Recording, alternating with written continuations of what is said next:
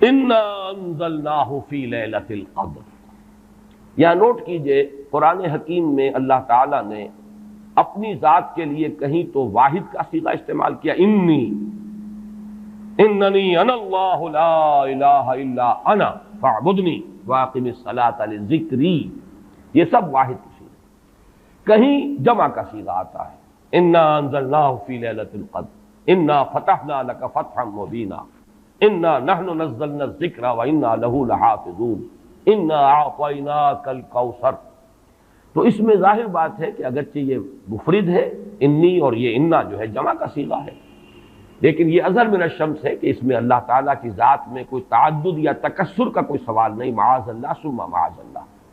کوئی کثرت نہیں ہے، وہ تو وحدت مطلقہ ہے. ذات باری تعالیٰ وحدت مطلقہ ہے، جس سے بڑی وحدت اور جس سے گہری وحدت کا ہم تصور بھی نہیں کر سکتے.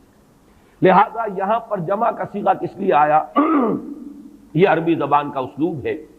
کہ جیسے شاہانہ انداز کا کلام ہوتا ہے ہم، یہ ہم جو ہے در حقیقت اپنی عظمت، اپنی تفخیم، اپنی جلالت شان، اپنی علو مرتبت، اس کے اظہار کے لیے انا انزلناہ فی لیلۃ القدر. انزلناہ، یہ جو ضمیر مفعولی ہے، ہم نے نازل کیا اس کو لیلۃ القدر میں. اب یہ عام طور پر تو اسلوب یہ ہے کہ ضمیر کا استعمال وہاں آنا چاہیے جہاں جس شے کے لیے ضمیر آ رہی ہے اس کا ذکر صراحت کے ساتھ پہلے ہو چکا ہو. عام اسلوب یہی ہے، لیکن قرآن حکیم کے اپنے اسالیب ہیں، خاص مخصوص اسالیب ہے. قرآن مجید جیسے ہم کہا کرتے ہیں کہ فلاں ادیب جو ہے وہ خود صاحب طرز ادیب ہے، اس نے اپنی طرز خود ایجاد کی ہے، یہ طرز خاص ہے ایجاد میری. صاحب طرز ادیب جیسے ہوتے ہیں ہمارے ہاں، جن کو ہم کہتے ہیں، قرار دیتے ہیں. قرآن مجید کے اپنے اسالیب ہیں، اپنا طرز بیان ہے، اور اس میں یہ ہے کہ جو شے بالکل اظہر من الشمس ہو اس کے لیے پہلے سے تذکرہ ہونا ضروری نہیں ہے. اس کے لیے ضمیر لے آئیں گے بغیر اس کے کہ پہلے سے صراحت کے ساتھ اس کے لیے کوئی ذکر موجود ہو. اس میں در حقیقت اشارہ یہ ہوتا ہے یہ بالکل سامنے کی بات ہے، اس کے ذکر کی ضرورت ہی نہیں. یہ تو جانی پہچانی بات ہے، یہ تو بالکل مشہور اور معروف حقیقت ہے. اسی کی دو مثالیں ہیں. مثلا یہ کہ سابقہ سورت جو ہے سورۃ العلق،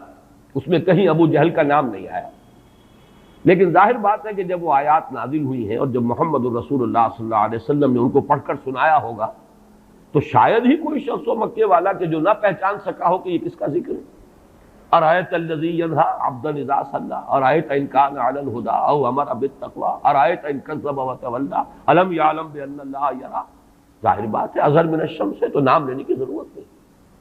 اسی طریقے سے مثلا اسلوب جو ہے بہت نمایاں ہو کر آیا ہے سورہ واقعہ کے آخری رکوع میں، کلا اذا بلغت الحلقوم فلولا اذا بلغت الحلقوم. تو کیوں نہیں ایسا ہوتا کہ جب وہ پہنچ جاتی ہے حلق تک، حلقوم تک، کیا پہنچ جاتی ہے؟ اب یہاں پہ اصل من الشمس سے مراد ہے عالم نظام میں جبکہ جان آ کر ہنسلی میں پھنس جاتی ہے. یہاں گھنگرو بولتا ہے اصل میں حتی اذا بلغت الحلقوم. یہ آخری وقت جو ہے معلوم ہوتا ہے کہ یہاں کوئی آواز آ رہی ہے اور جان یہاں آ کر پھنس گئی، لیکن یہاں جان کا یا نفس کا کہیں نہیں آیا. فلولا اذا بلغت الحلقوم وانتم حينئذ تنظرون ونحن اقرب اليه منكم ولكن لا تبصرون فلولا ان كنتم غير مدينين ترجعونها ان كنتم صادقين. اب یہاں پر بھی لفظاً کوئی ذکر نہیں ہے کہ کس شے کے لیے یہ لفظ استعمال ہو رہا ہے، لیکن اس کے مشہور و معروف اور اظہر من الشمس ہونے کے اعتبار سے وہ جو عام قاعدہ ہے اس کے خلاف یہاں پر بغیر اس کی صراحت کے تذکرے کے ضمیر کا استعمال ہو گیا. انا انزلناہ فی لیلۃ القدر. اس میں ایک بات اور نوٹ کیجئے کہ در حقیقت کسی شے کا اس طرح تذکرہ نہ کرنا یہ خود اس کی عظمت کی دلیل ہے. گویا کہ یہاں پر نہ صرف یہ کہ قرآن کے لیے اس ہو کا ضمیر جو ہے اس کی انا انزلناہ ہو، یہ قرآن کے اپنے مخصوص اسلوب کے مطابق آئی ہے، بلکہ اس میں قرآن کی عظمت کی طرف اشارہ ہے. اس لیے کہ جو صاحب عظمت ہستی ہو اس کا نام نہیں لیا جاتا، بلکہ اس کی طرف آ جناب، آ حضور، یہ الفاظ جو ہیں یہ اسی لیے اختیار کیے گئے ہیں اور ایجاد کیے گئے ہیں کہ عظیم ہستی صاحب مرتبہ کوئی شخصیت ہے، اس کا نام نہیں لیا جاتا، اس کی طرف اشارے کیے جاتے ہیں. انا انزلناہ، ہم نے اسے نازل فرمایا. معلوم یہ ہوا کہ اس میں عظمت قرآن کی طرف بھی ایک اشارہ کیا جا رہا ہے. پھر اس میں عظمت قرآن جو ہے اس کے دو اور اسلوب ہیں جو اس میں سامنے آئے. انا انزلناہ فی لیلۃ القدر، ہم نے خود نازل کیا اس کو. حالانکہ ہمیں معلوم ہے کہ یہ نزول جو ہوا ہے محمد رسول اللہ صلی اللہ علیہ وسلم پر بواسطہ ملک ہوا ہے، جبرائیل کے ذریعے سے. فإنہ نزلہ علی قلبک، اس نے نازل کیا اس قرآن کو اے نبی آپ کے دل پر. نزل بہ الروح الامین علی قلبک، اس کو لے کر نازل ہوئے یا اس کو نازل کیا ہے روح الامین نے. تو معلوم یہ ہوا کہ فرشتہ درمیان میں ہے، لیکن یہ جیسے کہ کہا گیا انہ لقول رسول کریم ذی قوت عند ذی العرش مکین مطاع ثم امین. یہ سورہ تکویر میں یہ مضمون آ چکا ہے، اور آج کئی مرتبہ اس سورت کا نام ہم نے لیا ہے 4 سوروں کی تعین کے ضمن میں. تو یہ سب کچھ کس لیے کہ معین طور پر یہ بات واضح ہو جائے کہ قرآن مجید کی تنزیل محمد الرسول اللہ صلی اللہ علیہ وسلم پر بواسطہ ملک ہوئی ہے، لیکن یہاں اس واسطے کو ہٹا کر بات کی جا رہی ہے انا انزلناہ فی لیلۃ القدر، تاکہ یہ اللہ تعالیٰ کی ذات کے ساتھ اس کی جو نسبت خصوصی ہے وہ نمایاں ہو، اور اس سے قرآن مجید کی بھی عظمت جو ہے وہ اور اجاگر ہو کر اور نکھر کر اور ظاہر ہو کر سامنے آ جائے. اسی طریقے سے اس کا ایک اور اسلوب بھی ہے کہ وقت نزول جو ہے لیلۃ القدر، جبکہ ہم نے اسے نازل کیا ہے لیلۃ القدر میں، اور پوری سورت جو ہے اب اس لیلۃ القدر کی عظمت پر جو ہے گفتگو کر رہی ہے. اس میں بھی گویا کہ نزول قرآن جو ہے اس کے لیے لیلۃ القدر کا انتخاب یہ بھی عظمت قرآن کے بیان و اظہار کا ایک اسلوب ہے. انا انزلناہ فی لیلۃ القدر. اس میں اب تیسری بحث جو ہماری ہے وہ یہ ہے کہ انزال اور تنزیل کا فرق. یہ بارہ میں عرض کر چکا ہوں کہ باب افعال سے مصدر آئے اور پھر باب تنزیل سے اسی مادے سے اگر مصدر آئے تو ان میں فرق کیا ہوتا ہے. باب افعال میں کسی کام کا دفعتن کر دینا، ایک ہی مرتبہ یک بارگی جسے ہم کہتے ہیں کام کو مکمل کر دینا. باب تفعیل میں تدریجن، یہ تدریج خود جو ہے تفعیل کے وزن پر ہے، تدریجن تھوڑا تھوڑا کر کے کسی کام کو بڑے اہتمام کے ساتھ. اس لیے کہ جب اہتمام ہوتا ہے اور جب اس کی خاص توجہ ہوتی ہے تو رفتار کم ہو جائے گی، اور جب کہیں کسی کام کو بس تیزی سے کر دیا جائے تو پھر اتنی توجہ کی ضرورت نہیں ہوتی. اس میں مثال جو ہے بہت نمایاں اعلام اور تعلیم. اعلام کے معنی خبردار کر دینا، بتا دینا، بس بتا دیا. اب تمہاری سمجھ میں آیا ہے تو آیا ہے، نہیں آیا تو نہیں آیا. اگر آیا ہے تو ٹھیک ہے، نہیں آیا تو دفع ہو جاؤ. ہمارا کام تھا بتا دینا، ہم نے بتا دیا، یہ اعلام ہے، بتا دیا اعلام. تعلیم، تعلیم ہے ذہن نشین کرنا، اتارنا، بٹھانا، سمجھانا، تھوڑا تھوڑا کر کے بٹ بائی بٹ. پھر یہ دیکھنا کہ یہ بات سمجھ میں آ گئی تو اگلا قدم، یہ بھی اگر سمجھ میں آ گئی تو اگلی بات. یہ تعلیم ہے. تو اسی طریقے سے جو اعلام اور تعلیم کا فرق ہے وہی فرق ہے انزال اور تنزیل کا. اور یہ الفاظ دو قرآن مجید میں اگرچہ کہیں کہیں استثناءات ہیں، لیکن آپ کو معلوم ہے کہ یہ تو اصول ہے دنیا میں ہر جگہ پر، ایکسیپشنز پروو دی رول. اگر کہیں استثناءات آ جائیں تو اس سے قانون جو ہے اور کلیات ٹوٹتے نہیں ہیں بلکہ اور مؤکد ہو جاتے ہیں. تو یہ بات نوٹ کر لیجئے کہ استثناءات تو اگرچہ ہیں انزال اور تنزیل کے استعمال میں، لیکن یہ کہ بالعموم یا یوں کہیے کہ قانون کے طور پر، ایک کلیے کے طور پر انزال کا لفظ آتا ہے قرآن مجید کا نزول یا تو آغاز نزول جو ہوا محمد الرسول اللہ صلی اللہ علیہ وسلم پر، یا پورے قرآن کا نازل کیا جانا لوح محفوظ سے سمائے دنیا تک، کیونکہ یہ دفعتن ہوا ہے، پورا قرآن ہے کہ جو نازل کر دیا گیا. یہ دونوں آراء جو ہیں ہمارے ہاں مفسرین کے ہاں موجود ہیں. امام شعبی کی رائے یہ ہے کہ انا انزلناہ فی لیلۃ القدر سے مراد یہ ہے کہ اس کا آغاز نزول ہوا ہے لیلۃ القدر میں. حضرت عبداللہ ابن عباس رضی اللہ تعالی عنہما، اور ظاہر بات ہے کہ ان کی رائے بہت زیادہ اہمیت کی حامل ہے، وہ حبر الامہ ہے، ان کے بارے میں حضور کی خصوصی دعا ہے اللہم فقہہ فی الدین وعلمہ التاویل. اے اللہ اس نوجوان کو دین کا فہم اور تفقہ عطا فرما اور اسے تعویل و تفسیر کا علم جو ہے بالخصوص وہ عطا فرما. تو حضرت عبداللہ ابن عباس اسی وجہ سے رضی اللہ تعالی عنہما حبر الامہ، حبر کہتے ہیں بہت بڑے عالم کو، حالانکہ وہ نوجوان تھے. لیکن یہ کہ ان کی رائے یہ ہے کہ اس سے مراد یہ ہے کہ پورا قرآن حکیم لوح محفوظ سے سمائے دنیا تک لیلۃ القدر میں نازل کر دیا گیا. یہ کام دفعتاً ہوا، اسی لیے لفظ انزال آیا ہے. وہ لیلۃ القدر کا تذکرہ ہو رہا ہے تو انا انزلناہ فی لیلۃ القدر. پھر یہ کہ رمضان مبارک میں وہ لیلۃ القدر ہے تو شہر رمضان الذی انزل فیہ القرآن. یہاں پر جو مجہول کا صیغہ آیا وہی باب افعال سے آیا ہے. لیکن حضور پر جو قرآن کا نزول ہوا ہے تو سب کو معلوم ہے کہ 22 برس میں اس کی تکمیل ہوئی ہے، تھوڑا تھوڑا کر کے نازل ہوا ہے. پہلی آیتیں 5 نازل ہوئی جو ہم پڑھ چکے ہیں پچھلے درس میں، اس کے بعد 7 آیتیں نازل ہوئی سورہ نون کی، اس کے بعد 7 آیتیں نازل ہوئی سورہ مزمل کی، اس کے بعد 7 آیتیں نازل ہوئی سورہ مدثر کی، اس کے بعد 7 آیتوں پر مشتمل نازل ہوئی سورہ فاتحہ، اس کے بعد 5 آیتیں پر مشتمل سورت نازل ہوئی سورۃ اللہب. تو یہ نجمن یہ تقریباً 22 برس میں جا کر اس کی تکمیل ہوئی ہے تنزیل کی. اب یہاں لفظ تنزیل ہوتا ہے فَإِنَّهُ نَزَّلَهُ عَلَىٰ قَلْبِكَ. اے محمد آپ کے قلب پر جو ہے یہ تنزیل کے طور پر آیا ہے، نجمن آیا ہے، تھوڑا تھوڑا کر کے آیا ہے، رفتہ رفتہ آیا ہے، تدریجاً آیا ہے. بلکہ یہ بحث تو کئی بار آ چکی ہے کہ حضور کو تو اشتیاق رہتا تھا، آپ چاہتے تھے کہ جلدی جلدی قرآن نازل ہو، اور آپ جو ہے شکوہ بھی کرتے تھے حضرت جبرائیل سے کہ آپ دیر دیر سے اور وقفہ ڈال کر آتے ہیں، جس کی کہ پھر قرآن مجید میں ہی مذکور ہے سورہ مریم میں کہ ان کی طرف سے ایک وضاحت آئی ہے وَمَا نَتَنَزَّلُ إِلَّا بِأَمْرِ رَبِّكَ. اور پھر اس کے علاوہ دوسرے مقام پر وَلَا تَعْجَلْ بِالْقُرْآنِ مِن قَبْلِ أَن يُقْضَىٰ إِلَيْكَ وَحْيُهُ. اے نبی جلدی نہ کیجیے، قرآن مجید کی آپ پر تنزیل جو ہے اس کے اندر جو وقت اور جو اس کے اندر وقفے ہیں یہ اللہ تعالیٰ کی حکمت کے تحت ہیں اور ان کے اندر حکمت مثمر ہے، لہذا آپ جلدی نہ کیجیے. وَلَا تَعْجَلْ بِالْقُرْآنِ مِن قَبْلِ أَن يُقْضَىٰ إِلَيْكَ وَحْيُهُ. تو اس اعتبار سے نوٹ کر لیجئے کہ تنزیل جو ہے وہ محمد الرسول اللہ صلی اللہ علیہ وسلم پر نزول قرآن کے لیے، اور انزال ہے قرآن مجید کا دفعتاً نازل ہو جانا. اور اس میں یہ سمجھتا ہوں کہ زیادہ جو قوی رائے ہے وہ حضرت عبداللہ ابن عباس رضی اللہ تعالیٰ عنہما کی ہے کہ یہاں جس انزال کا ذکر کیا جا رہا ہے وہ لوح محفوظ.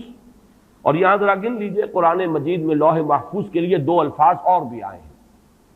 اِنَّهُ فِي أُمِّ الْكِتَابِ لَدَيْنَا لَعَلِيٌّ حَكِيمٌ. یہ ام الکتاب میں ہے، وہ ہے اصل جڑ، وہ ہے اصل کتاب. یہ تو نقول ہے، جیسے کہ میں نے بارہا کہا ہے کہ فیصلہ جو ہے جج کے ہاتھ کا لکھا ہوا محفوظ ہے، آپ نقل حاصل کر سکتے ہو، وہ نقل مطابق اصل جو ہے وہ آپ کو مل جائے گی، لیکن یہ کہ اصل فیصلہ تو وہ ہے جو جج نے اپنے ہاتھ سے لکھا ہے اور وہ محفوظ ہے. اسی طریقے سے اصل قرآن تو جس کو کہا گیا فی کتاب مکنون لا یمسہ الا المطہرون، تو کتاب مکنون، لوح محفوظ، ام الکتاب، یہ 3 جو ہے مختلف اسلوب ہیں اس حقیقت کو بیان کرنے کے لیے کہ وہ اس عالم امر میں، وہ 7ویں آسمان سے بھی اوپر کہیں کوئی ہے جس کی حقیقت کو اس وقت ہم نہیں سمجھ سکتے، وہ لوح محفوظ ہے، وہ ام الکتاب ہے، وہ کتاب مکنون ہے. وہاں سے یہ پورا قرآن نازل کر دیا گیا دفعتاً واحدہ، جملتاً واحدہ، لیلۃ القدر میں، کہ جو کہ رمضان مبارک کی ایک شب تھی، سمائے دنیا تک. وہاں سے پھر فرشتے نے اس کو تدریجاً جو بھی اس کے نزول کے لیے حکمت معین تھی اللہ تعالیٰ کے علم میں، اس کے مطابق اس کو نازل کیا محمد رسول اللہ صلی اللہ علیہ وسلم پر. البتہ یہ رائے کہ اس سے مراد آغاز نزول ہے، یہ بھی لفظی اعتبار سے اس کے اندر کوئی تضاد نہیں ہوگا، اس لیے کہ آغاز نزول میں جو آیات نازل ہوئی ہیں وہ تو دفعتاً واحدہ ہی نازل ہوئی ہیں. اقرأ بسم ربک الذی خلق، خلق الانسان من علق، اقرأ وربک الاکرم الذی علم بالقلم، علم الانسان ما لم یعلم. تو یہ تو ظاہر ہے کہ ایک ہی وقت میں 5 آیات نازل ہوئی، لہذا امام شافعی کی رائے جو ہے وہ بھی جہاں تک کہ لغوی بحث ہے اس کے اعتبار سے اس کو رد نہیں کیا جا سکتا. لیکن یہ کہ جیسا کہ میں نے عرض کیا ہمارے لیے زیادہ اہمیت کا قول جو ہے وہ حضرت عبداللہ ابن عباس کا ہے رضی اللہ تعالی عنہما. اب آئیے لیلۃ القدر، انا انزلناہ فی لیلۃ القدر. اس میں قدر سے مراد کیا ہے؟ قدر کی رات. بعض حضرات نے تو بڑی آسانی کی ہے کہ ترجمے میں کہہ دیا ہم نے اسے شب قدر میں نازل کیا. ظاہر بات ہے کہ ترجمے میں تو آسان ہے، لیل کی جگہ شب کا لفظ لے آئیے اور اس کے ساتھ قدر کے لفظ کو جو کا تو رکھ دیجئے. یہی وجہ ہے کہ اردو میں ترجمہ کرنا، اردو میں درس دینا قرآن کا بہت آسان ہے. لیکن کوئی ایسی اجنبی زبان ہو کہ جس کے الفاظ سرے سے مناسبت نہ رکھتے ہوں عربی زبان کے الفاظ کے ساتھ، وہاں بہت مشکل ہو جاتا ہے۔ اب اگر آپ انگریزی میں ٹرانسلیٹ کریں گے اس کو تو آپ کو کوئی مفہوم معین کرنا پڑے گا، کوئی ایک لفظ سلیکٹ کرنا پڑے گا، آپ قدر کے لفظ کو تو وہاں پر ریٹین نہیں کر سکتے، تو بہت مشکل ہو جائے گا ان زبانوں میں۔ چونکہ ہماری زبان جو ہے اس میں تو اکثر و بیشتر اصطلاحات جو ہیں وہ تو قرآن مجید کی جوں کی تو منتقل ہو گئی۔ تقویٰ کا لفظ ہے تو جوں کا تو ہے، ایمان کا لفظ ہے تو جوں کا تو ہے۔ اس اعتبار سے اردو میں ترجمہ یا اردو میں درس قرآن دینا بہت آسان ہے، لیکن کسی اور زبان میں کہ جس کا کوئی بھی ربط نہ ہو اردو کے ساتھ، عربی کے ساتھ، فارسی کے ساتھ، بہت مشکل۔ اس قدر سے مراد کیا ہے؟ اس کے ضمن میں 3 آراء ہیں کہ جو ملتی ہیں، 2 بہت مشہور ہیں، تیسری ذرا ایک شاذ رائے ہے، لیکن یہ کہ بہرحال وہ بھی میں چاہتا ہوں کہ آپ کے علم میں آ جائے۔ قدر سے مراد ایک تو یہ ہے کہ یہ تقدیر الامور، یہ رات وہ ہے کہ جس میں 1 سال کے لیے مقادیر اور تقدیروں کا تعین ہو جاتا ہے۔ اگرچہ ایک لفظ میں نے استعمال غلط کر دیا اس جملے میں، تعین تو وہ ہو چکا ہے ازل میں، اللہ تعالیٰ کے علم ازلی میں تو وہ چیزیں پہلے سے موجود ہیں، کب کس وقت کس شے کو ظہور پذیر ہونا ہے، کب کس وقت کس جگہ کون سا واقعہ ظاہر ہوگا۔ لیکن یہ ہے کہ وہ تو اللہ کا علم قدیم ہے، علم کی حد تک وہ علم قدیم ہے، وہ تو ہمیشہ سے شے جو ہے موجود ہے اللہ کے علم قدیم میں۔ لیکن یہ کہ ہر سال کا معلوم ہوتا ہے کہ جیسے ہمارے ہاں ایک مفہوم ہے، بجٹ سیشن ہے، سال بسال کچھ چیزیں معین کی جاتی ہیں، اس اعتبار سے ہر سال یہ ایک شب آتی ہے کہ جس میں اس سال سے متعلق امور فرشتوں کے حوالے کر دیے جاتے ہیں۔ اس اصل جو ہے ام الکتاب سے، یوں سمجھ لیجئے ام الکتاب، اب یہاں میں لفظ استعمال کر رہا ہوں، اللہ تعالیٰ کا علم قدیم، اللہ تعالیٰ کے علم قدیم میں جو چیزیں معین ہیں، جو آنے والے سال کے لیے جو حالات، حوادث، واقعات جو بھی ظہور پذیر ہونے ہیں، ان کے بارے میں اللہ کے جن فیصلوں کی تنفیذ ہونی ہے وہ حوالے کر دی جاتی ہیں فرشتوں کے کہ وہ ان کو تنفیذ کریں۔ یہ گویا کہ تقدیر کی رات ہے، لیلۃ القدر، یعنی وہ رات جس میں تقدیر الامور، تمام معاملات جو ہیں ان کا معاملہ طے کر دیا جاتا ہے۔ اور اس کی تائید ہوتی ہے وہ سورہ دخان کی آیت سے، فیہا یفرق کل امر حکیم، اور اس آیت میں جو لفظ آیا وہ بہت پیارا آیا، یفرق، اس رات میں ہر بات جو پختہ ہے وہ جدا کر دی جاتی۔ فرق کے معنی جدا کرنا، فرق علیحدہ کر دینا، فرق کے معنی ہے کسی شے کے ٹکڑے کر دینا، وہ فرق ہوگا۔ فرقوا دینہم، انہوں نے اپنے دین کے ٹکڑے کر دیے۔ کسی شے کو، کسی جز کو کل سے جدا کرنا، یہ فرق ہوگا۔ تو معلوم ہوا فیہا یفرق کل امر حکیم۔ میں آج سوچ رہا تھا تو انگریزی کا ایک لفظ بہترین ذہن میں آیا، ایشو ہو جانا، ایک شے ایشو کر دی جاتی۔ اب یہ آرڈرز ایشو ہو گئے، طے ہیں علم قدیم میں، اللہ تعالیٰ کا وہ علم قدیم جو ازلی ہے اس میں تو وہ چیزیں ہیں، لیکن اس سال کے لیے وہ آرڈرز ایشو کر دیے گئے۔ فیہا یفرق کل امر حکیم امرا من عندنا، ہمارے پاس سے ان معاملات کا معاملہ جو ہے فیصلہ ہوتا ہے، کوئی اور طاقت نہیں ہے فیصلہ کرنے والی، وہ فیصلے ہمارے ہی ہیں، ہمارے ہی پاس سے وہ فیصلے جو ہیں صادر ہوتے ہیں۔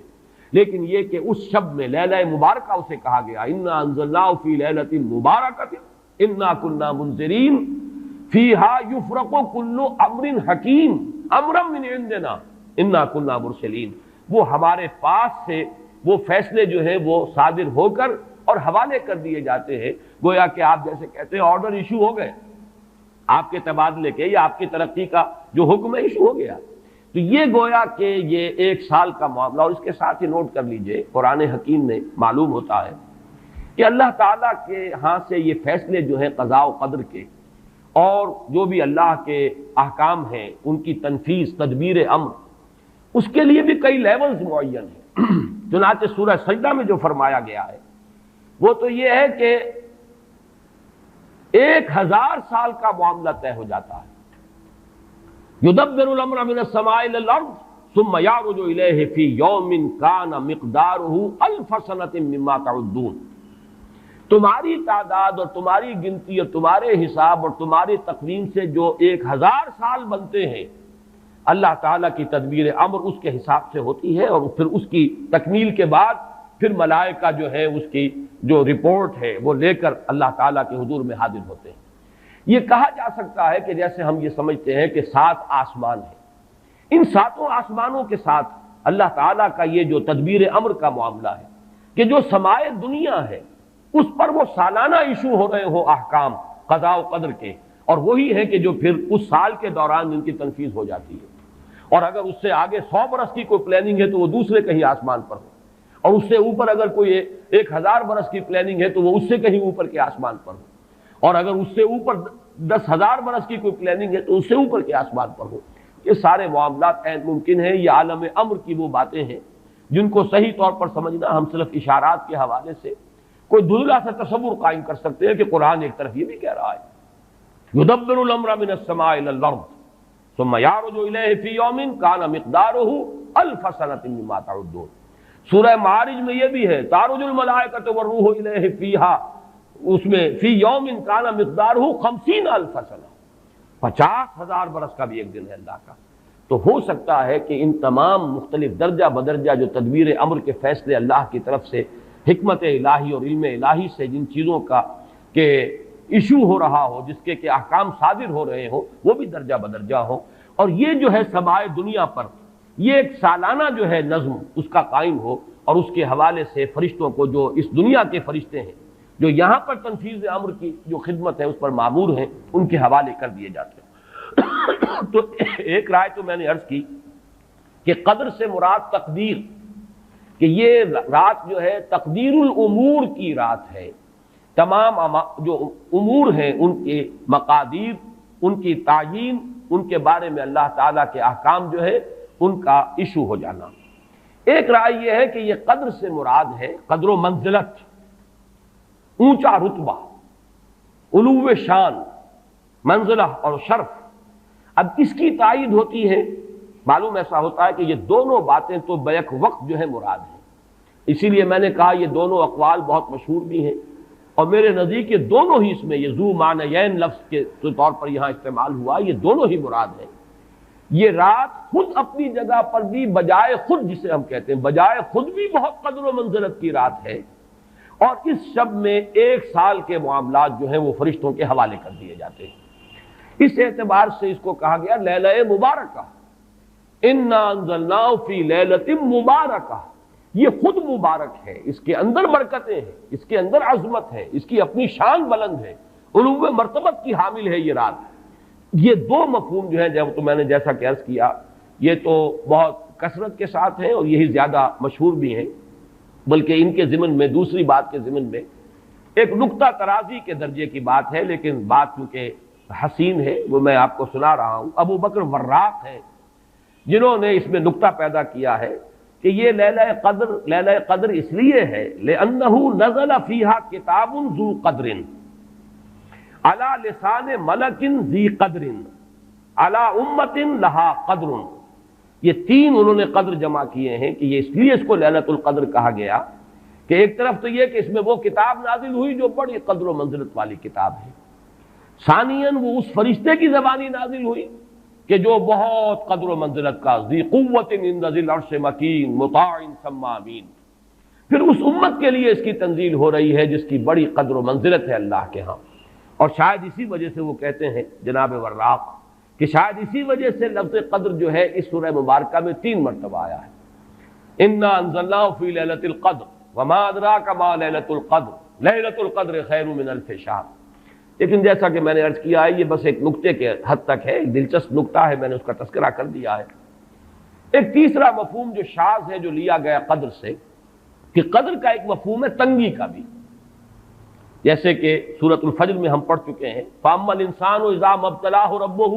فَأَكْرَمَهُ وَنَعَّمَهُ فَيَقُولُ رَبِّي أَكْرَمَنِ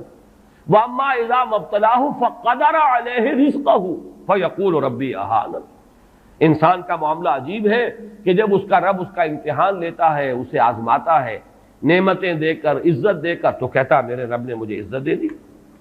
اور جب اس کا رب اس کو آزماتا ہے اس پر رزق کو تنگ کر کے،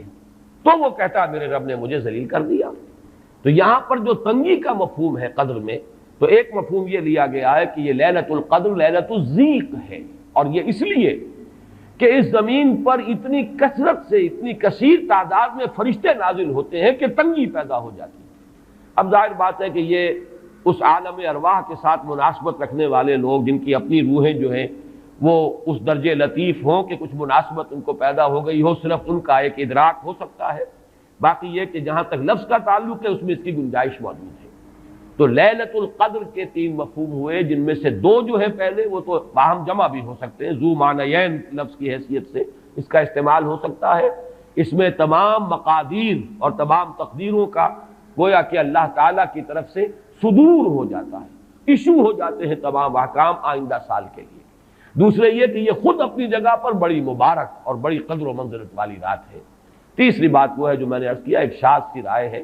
کہ اس میں فرشتوں کا نزول اس کثرت سے ہوتا ہے کہ زمین کے اندر اس کی وجہ سے جگہ کی تنگی ہو جاتی ہے، واللہ اعلم۔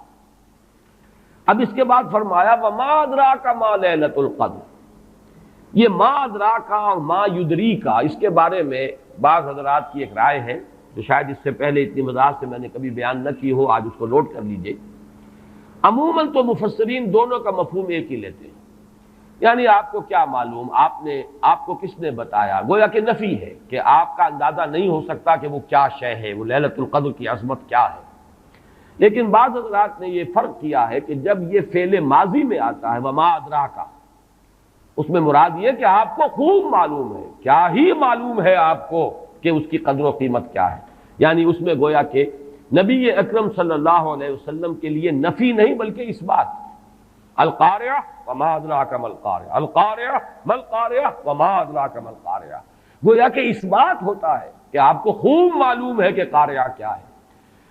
لیکن یہ کہ جہاں ما یدریک آتا ہے وما یدریک لعلہ یزکا او یذکر فتنفعہ الذکریٰ،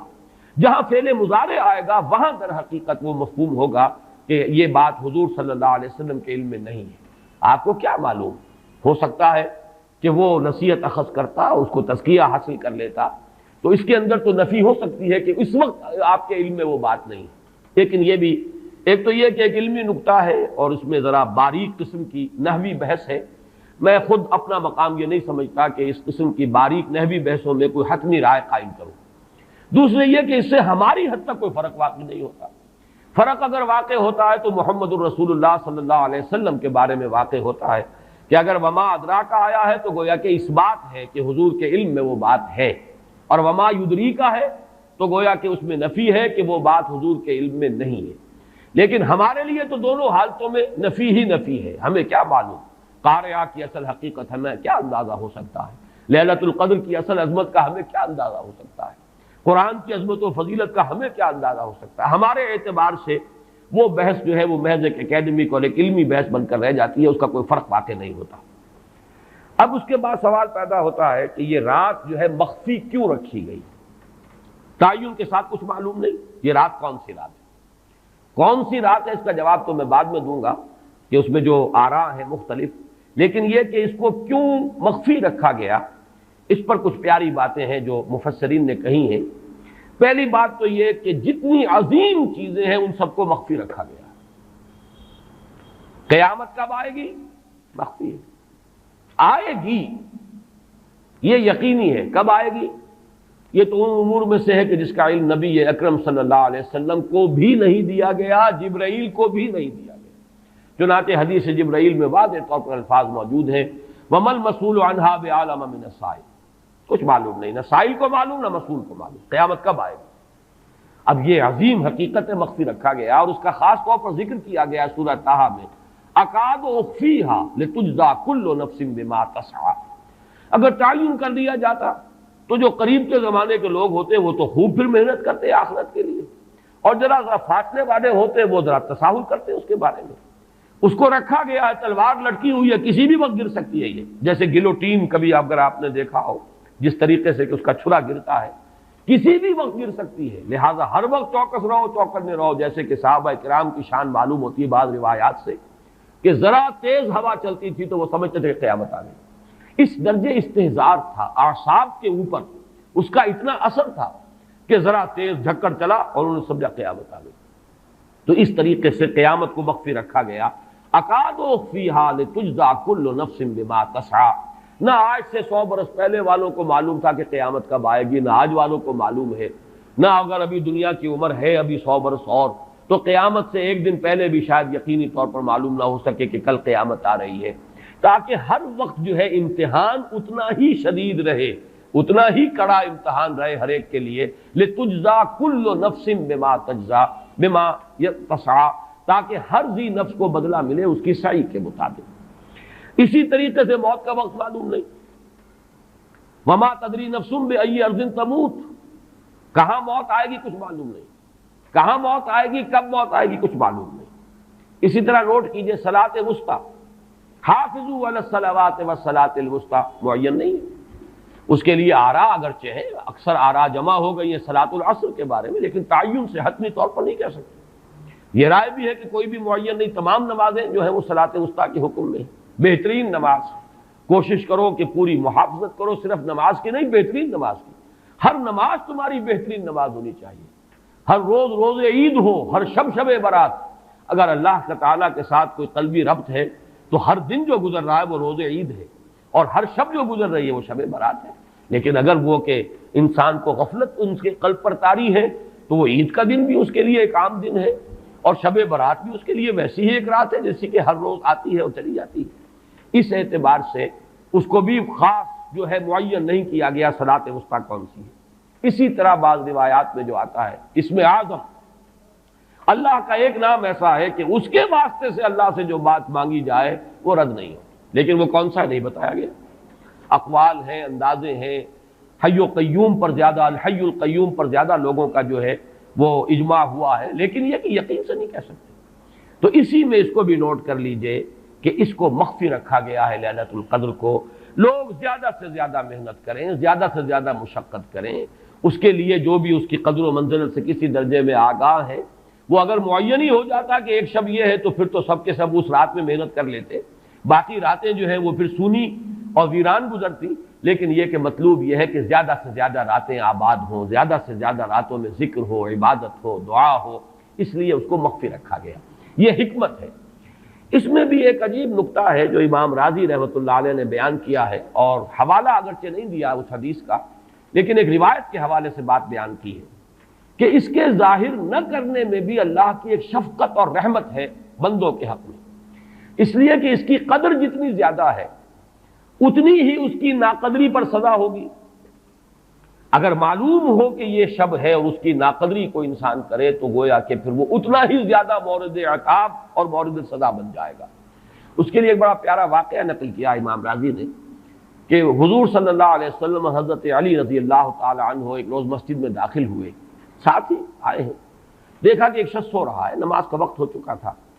حضور نے حضرت علی سے فرمایا کہ اسے جگا دو، اسے ہوش میں لے آؤ تاکہ یہ وضو کرے، نماز کے لیے تیاری کرے۔ حضرت علی نے امتثال امر کیا، جا کر جگا دیا۔ لیکن پھر ایک سوال کیا حضرت علی نے کہ حضور آپ تو خود نیکی کے کاموں میں بہت سبقت فرمانے والے ہیں، سباق بالخیر یہ لفظ آئے، سبقت کرنے والے بہت کثرت کے ساتھ، تو آپ نے یہ جو ہے یہ کام خود کیوں نہیں فرمایا، اور مجھے کیوں اس کے لیے آپ نے حکم دیا؟ آپ خود بھی اسے جگا سکتے تھے۔ آپ نے فرمایا کہ تم اس کی حکمت کو سمجھ لو، میرے جگانے پر اگر وہ نہ جاگتا اور انکار کر دیتا تو کفر ہو جاتا اس کے حق میں،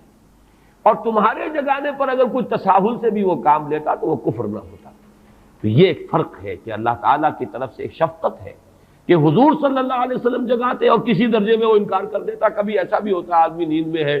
اور وہ کہتا جاؤ جاؤ مجھے آرام کرنے دو، تو اگر میرے ساتھ یہ معاملہ ہوتا تو وہ کفر کے درجے کو پہنچ جاتی بات، لیکن اگر تمہارے ساتھ یہ معاملہ ہو بھی جاتا تو اس درجے شدید نہ ہوتا۔ تو گویا کہ حضور نے اس شخص پر شفقت کے اعتبار سے یہ شکل اختیار کی کہ خود نہیں جگایا، بلکہ یہ کہ حضرت علی رضی اللہ تعالیٰ عنہ کو حکم دیا کہ اسے جگا دو۔ تو یہ نکتہ کہ لیلۃ القدر کے اخفاء میں یہ بات بھی ہے کہ اگر اس کو عیاں کر دیا جاتا، معین کر دیا جاتا، تو پھر جو لوگ اس سے غافل رہتے پھر وہ بہت سخت ناقدری کا ارتکاب کرتے اور بڑی سزا کے مستوجب ہو جاتے۔ اب چھٹی بحث ہے کہ وہ رات کون سی ہے۔ اگرچہ ایک رائے شاذ یہ بھی ہے کہ وہ رمضان سے باہر کی رات بھی ہو سکتی ہے، لازم نہیں ہے کہ رمضان ہی کی کوئی شب ہو۔ اس میں چونکہ بعض حضرات نے ایک روایت کی وجہ سے جسے ہم شب برات کہتے ہیں، لیلۃ البرات، یہ شعبان کی 15ویں شب، درمیانی شب، اور اس کے بارے میں ایک روایت موجود ہے حضرت عائشہ صدیقہ رضی اللہ تعالی عنہا کی کہ رات کے وقت ان کی آنکھ کھلی اور وہ باری آپ ہی کے پاس شب باسی کی تھی حضور کی، تو حضور موجود نہیں تھے، تو تشویش ہوئی کہاں گئے؟ تو جب تلاش کی گئی تو معلوم ہوا کہ حضور جنت البقیع قبرستان میں پہنچے ہوئے ہیں، اور وہاں آپ ان کے لیے جو بھی وہاں دفن ہیں ان کے لیے استغفار فرما رہے ہیں۔ جب پوچھا گیا معاملہ کیا، تو آپ نے فرمایا یہ بڑی عظیم رات ہے، اور اس رات میں فوت ہونے والوں کا فیصلہ ہو جاتا ہے، پیدا ہونے والوں کا فیصلہ ہو جاتا ہے۔ تو اب وہ بھی ایک لیلہ مبارکہ، اسی وجہ سے بعض لوگوں نے وہ جو سورہ دخان کی ابتدائی آیات ہیں انا انزلناہ فی لیلۃ مبارکۃ،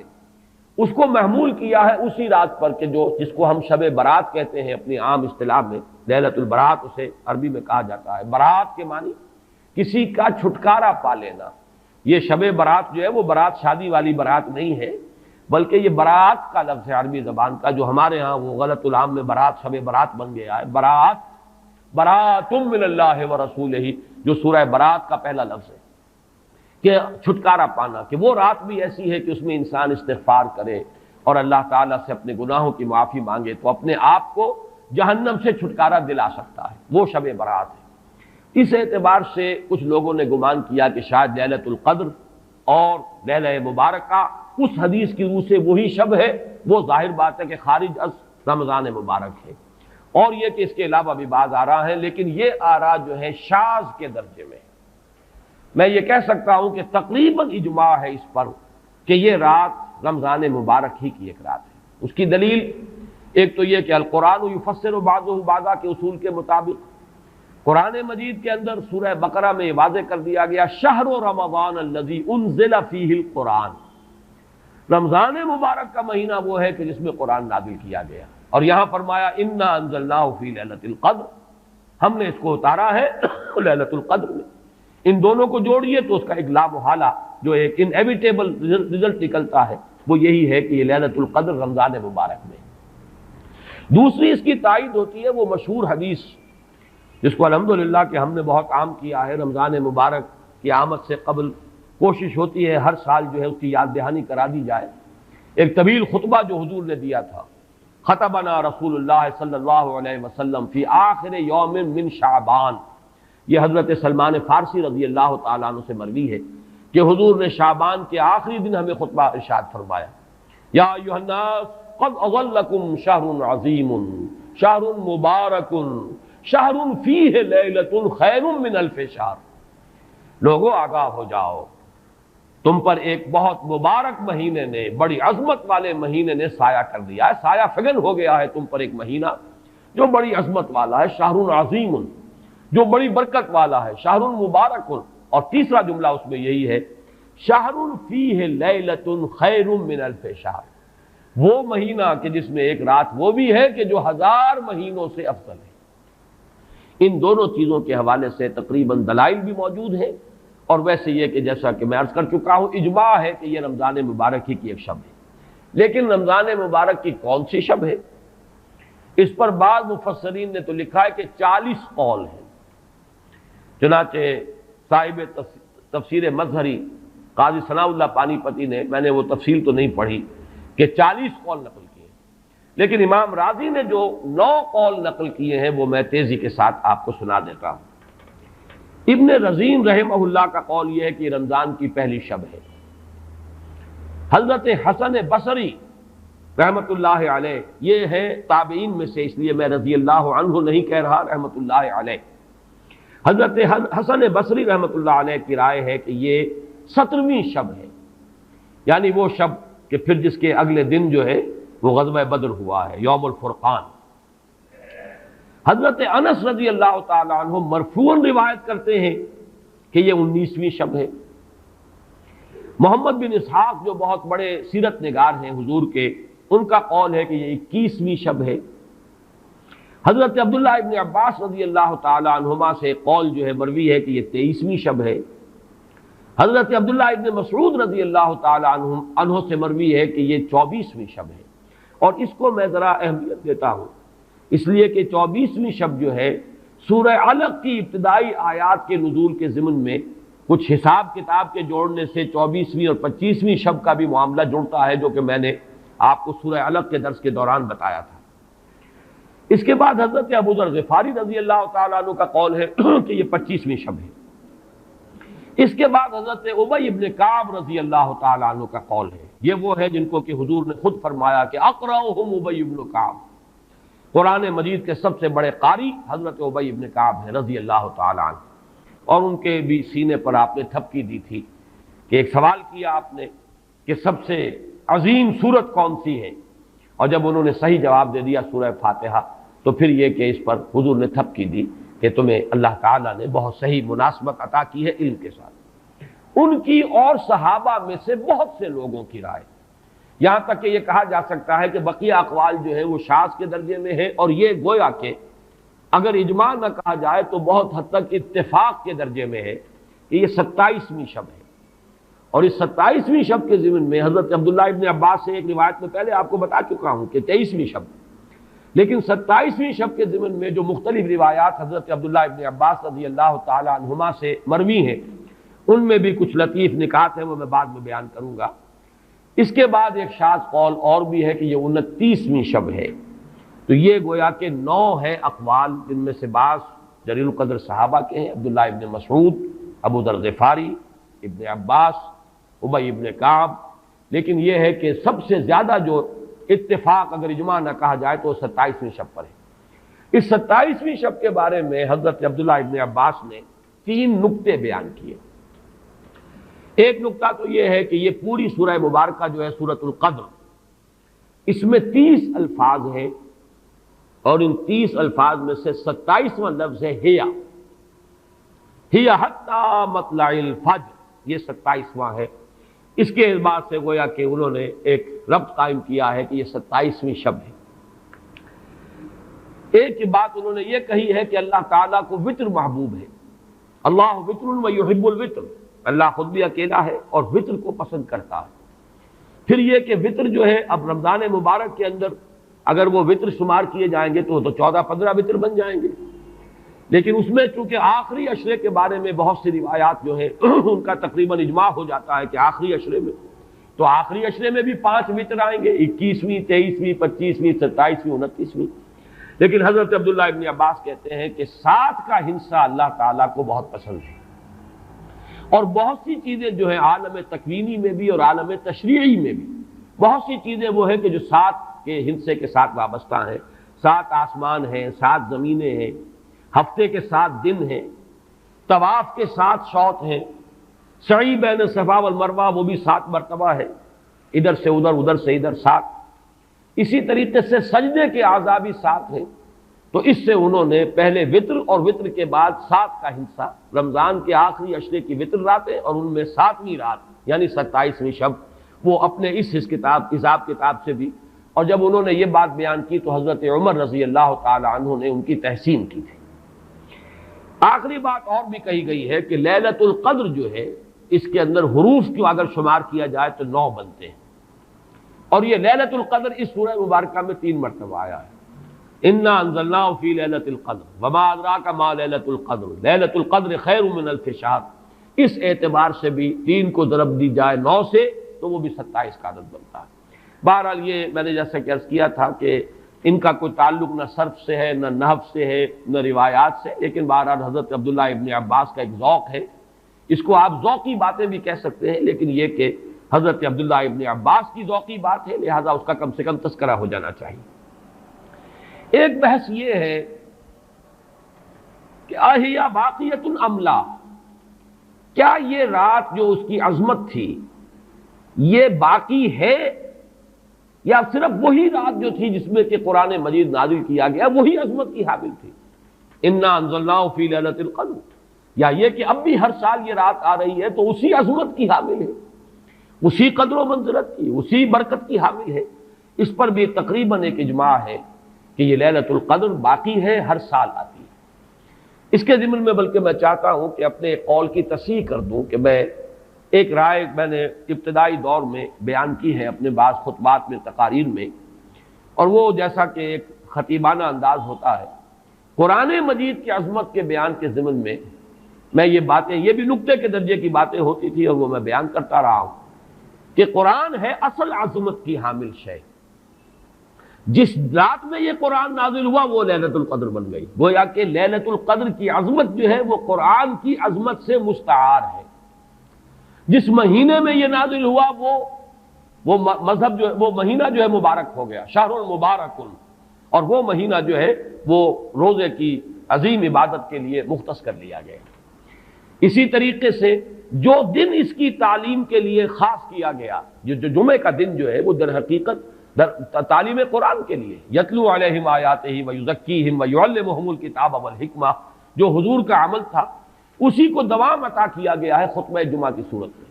وہ دن جو ہے وہ سید الایام بن گیا کہ ہفتے کے دنوں میں وہ سردار دن ہے. جمعے کا دن جو ہے وہ سردار ہے تمام دنوں کا. یہ بات اپنی جگہ پر صحیح ہے جہاں تک اصولی اعتبار سے، لیکن میں اس میں جو تصحیح کر رہا ہوں جزوی طور سے وہ یہ ہے کہ لیلۃ القدر کی عظمت جو ہے وہ خود اپنی جگہ پر ہے، فی نفسہا ہے، اپنے ہی مقام پر ہے، اپنی جگہ ہے، بجائے خود، جسے کہتے ہیں فارسی میں بجائے خود عظمت کی حامل ہے. اور اس کی عظمت کا مقام یہ بھی ہے کہ اس میں فیہا یفرق کل امر حکیم، تمام معاملات جو ہیں اللہ کے فیصلے جو ہیں ان کو ایشو کر دیا جاتا ہے، وہ گویا کہ حوالے کر دیے جاتے ہیں، وہ فیصلے صادر ہو جاتے ہیں اللہ تعالیٰ کی جناب سے. تو یہ اس کی عظمت قدیم ہے. قرآن کا نزول اس کے ساتھ شامل کیا گیا ہے کہ اس عظیم رات کا انتخاب کیا گیا ہے قرآن کے نزول کے لیے. یہ میں چاہتا تھا کہ اپنے ان سابقہ بیانات کے ضمن میں یہ تصحیح جو ہے میں آپ کو نوٹ کرا دوں. دوسرے یہ کہ آیا اس کے ساتھ اس کا دن بھی اس عظمت میں شامل ہے یا نہیں. اس میں بھی اکثر مفسرین کا جواب یہ ہے کہ دن شامل ہے، اس لیے کہ قرآن مجید کا حساب کتاب، عرب کی تقویم، اس میں رات بول کر بھی دن رات مراد لیتے تھے اور یوم بول کر بھی دن رات مراد لیتے تھے. یوم بھی 24 گھنٹے کے مجموعے کا نام ہے، اور جب رات کا تذکرہ آتا ہے تو رات بھی در حقیقت دن اور رات کے 24 گھنٹوں پر اس کا جو ہے اطلاق کیا جاتا ہے. جو دن آتا ہے رات کے بعد وہ اس رات کے تابع ہے. اس اعتبار سے یہ عظمت جو ہے صرف شب کے ساتھ نہیں ہے، بلکہ یہ کہ اس کے بعد آنے والا دن جو ہے وہ بھی اسی عظمت کا حامل ہے. اس سے ایک بہت بڑا مسئلہ حل ہو جاتا ہے کہ جو اس دور میں خاص طور پر بہت سے لوگوں کے ذہنوں کو پریشان کر سکتا ہے، اور وہ یہ کہ جب کہ مکے میں یا عرب میں رات ہے تو امریکہ میں وہ دن ہے. وہ دن، یا اگر وہ رات آئے گی تو ابھی اس کے کچھ 12 گھنٹے کے بعد وہاں پر رات آئے گی.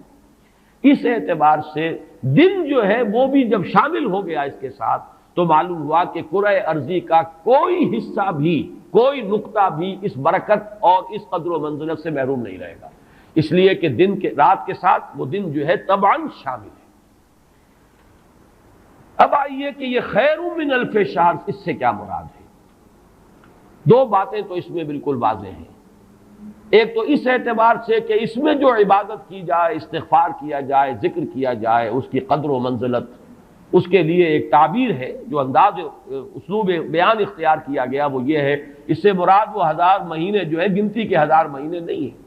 اس کو جن لوگوں نے حساب کر کے 83 برس اور کچھ مہینے نکالے ہوئے تو وہ در حقیقت یہ حساب کتاب نہیں ہوتا. عربی زبان میں کہیں 100، کہیں 70، کہیں 1000، یہ کثرت کی تعبیر کے لیے آتے. تو معلوم ہوا کہ بہت زیادہ اجر و ثواب ہے عبادت کا، دعا کی قبولیت کا بہت قوی امکان ہے اس شب مبارک میں. اور یہ کہ تقرب الی اللہ کے لیے انسان کوئی کوشاں ہو تو اس کی پیش رفت جو ہے اس شب میں جو ہے وہ بقیہ دنوں اور بقیہ راتوں کی نسبت سے بہت زیادہ ہوگی. اس میں جو ایک اشکال پیدا ہوتا ہے ذہن میں کہ آخر کیا سبب ہے کہ بعض خاص جو دن ہیں یا بعض خاص مہینے ہیں ان کی جو خاص جو فضیلت ہے، تو اس کو میں سمجھتا ہوں کہ بہت عمدگی سے ہمارے مفسرین نے سمجھایا ہے کہ عالم مادی میں بھی ہم یہ چیز دیکھتے ہیں کہ مناسبت ہوتی ہے. کوئی فصل ہے گندم کی، اب آپ اگر اس کو غلط موسم میں اگر بو دیں گے تو آپ کا بیج بھی ضائع ہو جائے گا. مناسبت ہے، ایک صحیح وقت ہے اس کا، اسی میں اگر وہ فصل جو ہے وہ بوئی جائے گی تو وہ مثمر ہوگی، اس سے آپ کو فصل حاصل ہو جائے گی. لیکن اگر آپ نے غیر وقت میں وہی بیج بہترین ہو، دانہ عمدہ سے عمدہ ہو، زمین اچھی سے اچھی ہو، لیکن یہ کہ موسم اگر آپ نے غلط چن لیا ہے تو گویا کہ مناسبت جو ہے اوقات، دنوں، ایام، راتوں،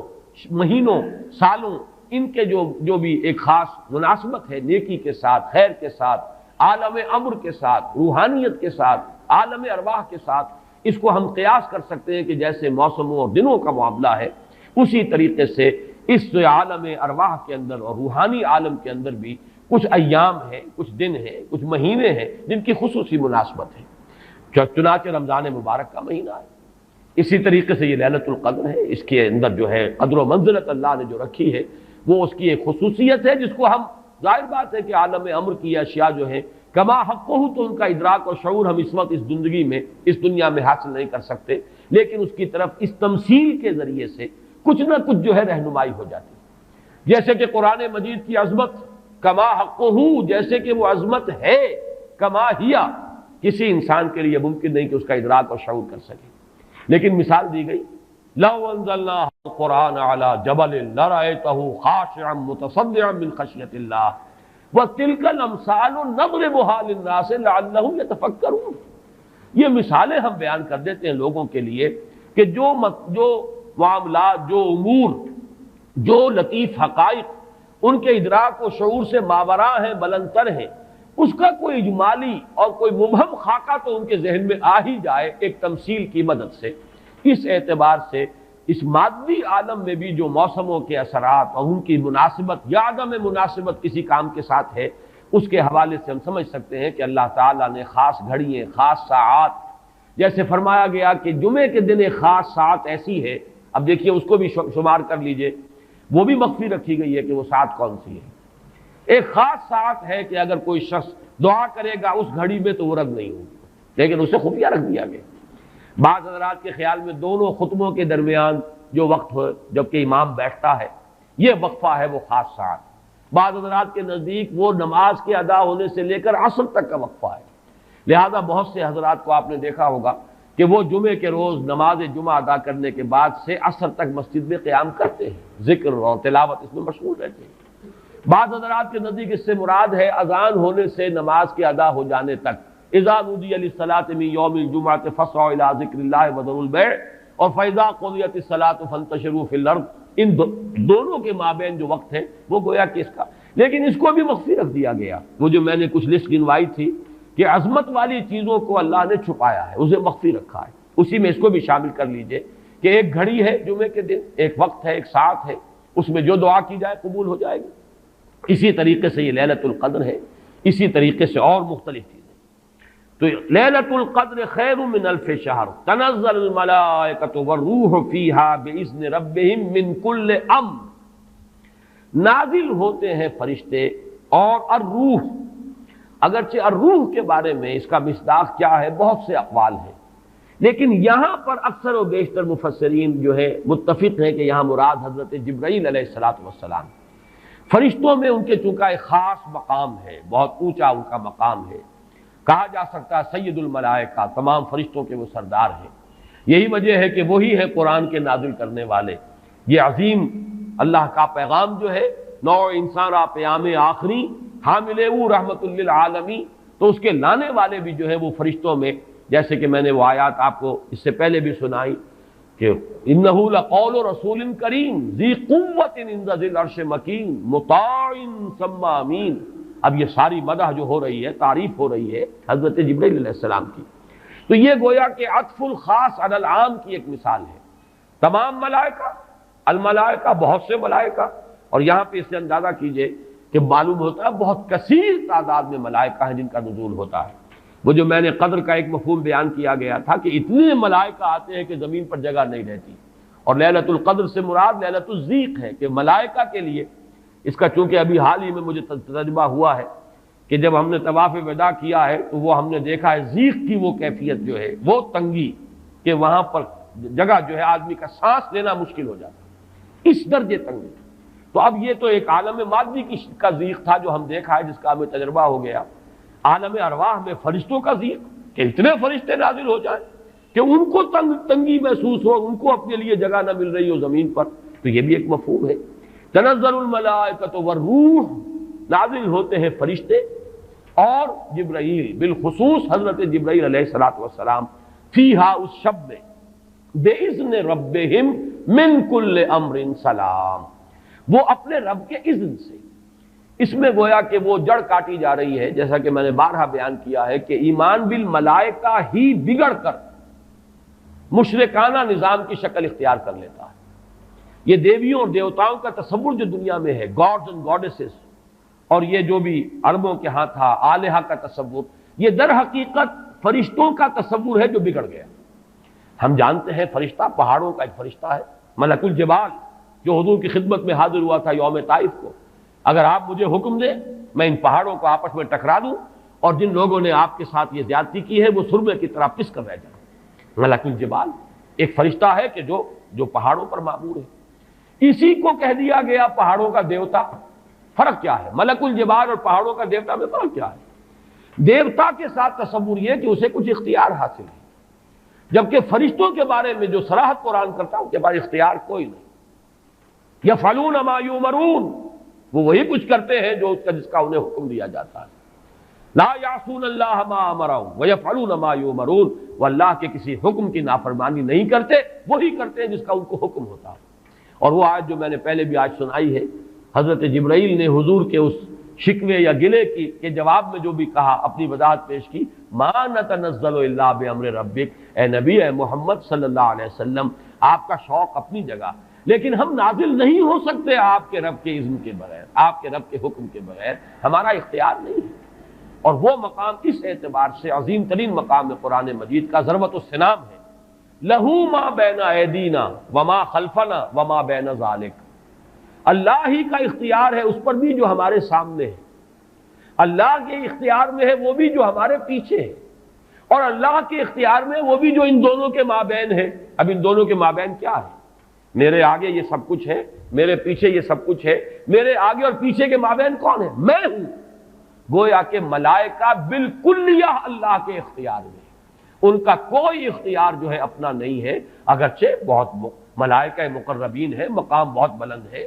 نوری مخلوق ہے۔